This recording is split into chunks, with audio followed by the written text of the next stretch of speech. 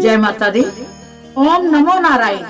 आज हम माघ मास के महात्म्य की जो कथा चल रही है, भगवान नारायण की विशेष कृपा से हम इस कथा को कंटिन्यू श्रवण कर रहे हैं।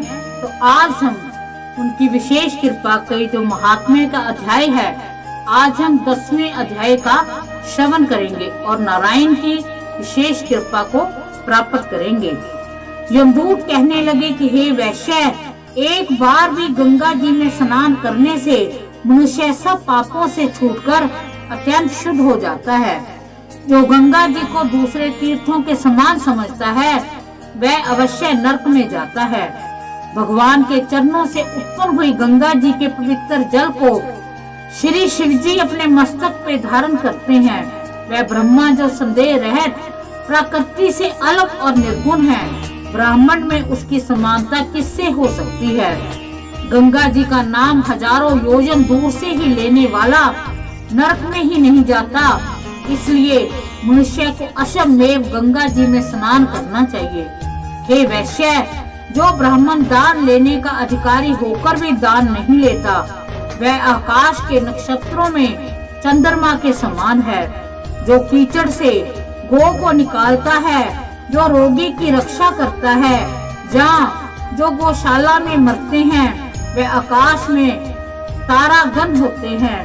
प्राणायाम करने वाले मनुष्य सदैव उत्तम गति को प्राप्त होते हैं। प्रातः समय स्नान के पश्चात जो 16 प्राणायाम करते हैं, वे घोर पापों से बच जाते हैं। जो पराई स्त्री को माता के समान मानते हैं, वे यम की यातना को भी नहीं भोगते।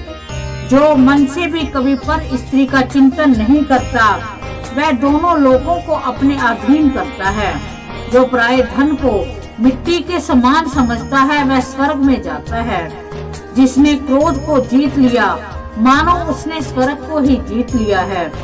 जो माता पिता की सेवा देवता तुल्य करता है, वह यम द्वार नहीं देखता। और जो गुरु की सेवा करता है, वह ब्रह्म लोक को प्राप्त होते हैं। शील की रक्षा करने वाली स्त्री धन्य है। शील भंग करने वाली यम लोक को जाती है। जो वेदों को पढ़ते हैं या पुराण और संहिता पढ़ते हैं, सुनते हैं, और जो स्मृति का व्याख्यान और धर्म शास्त्र समझते हैं, या जो वेदांत में लीन रहते हैं, वह पाप रहित होकर ब्रह्म लोक को प्राप्त होते हैं। जो अज्ञानियों को वेद शास्त्र का ज्ञान देते हैं, वे देवताओं से भी पूजित होते हैं। यमदूत ने कहा है कि वैश्य श्रेष्ठ यमराज ने हमको वही आज्ञा दे रखी है कि तुम किसी वैष्णव को मेरे पास मत लाओ। हे वैश्य, पापी लोगों को इस संसार रूपी नरक को पार करने के लिए भगवान की भक्ति के सिवाय दूसरा और कोई उपाय नहीं है। भगवान की भक्ति न करने वाला मनुष्य चंडाल के समान समझना चाहिए। भगवान के भक्त अपने माता पिता दोनों के कुलों को तार देते हैं और नरक में नहीं रहने देते। और जो मनुष्य वैष्णव का भोजन करते हैं, वे भी भगवान की कृपा से श्रेष्ठ गति को प्राप्त होते हैं। बुद्धिमान को सदैव वैष्णव का अन्न खाना चाहिए। इससे बुद्धि पवित्र होकर मनुष्य पाप नहीं करते। गोविंदाय नमः इस मंत्र का जाप करता हुआ जो मनुष्य मृत्यु को प्राप्त होता है, वह परम धाम को प्राप्त होता है। इसमें कोई भी संदेह नहीं है। ओम नमो भगवते वासुदेवाय इस द्वादक्षर मंत्र या ओम नमो नारायण इस अष्टाक्षर मंत्र का जो जाप करता है, उसके ब्रह्मा इत्यादि बड़े बड़े पाप नाश हो जाते हैं। जो ब्रह्म हत्या भी कर देता है, वो भी पाप उसके नष्ट हो जाते हैं।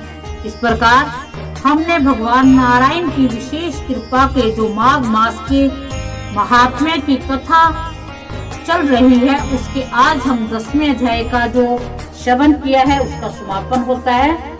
हम भगवान नारायण से प्रार्थना करते हैं कि वो हमारे सभी पापों को, सभी कष्टों का हरण करें, अपनी कृपा दृष्टि बनाए रखें, हमारी हर गलती को क्षमा करते हुए हमें भी माघ मास के महात्म्य का फल दें।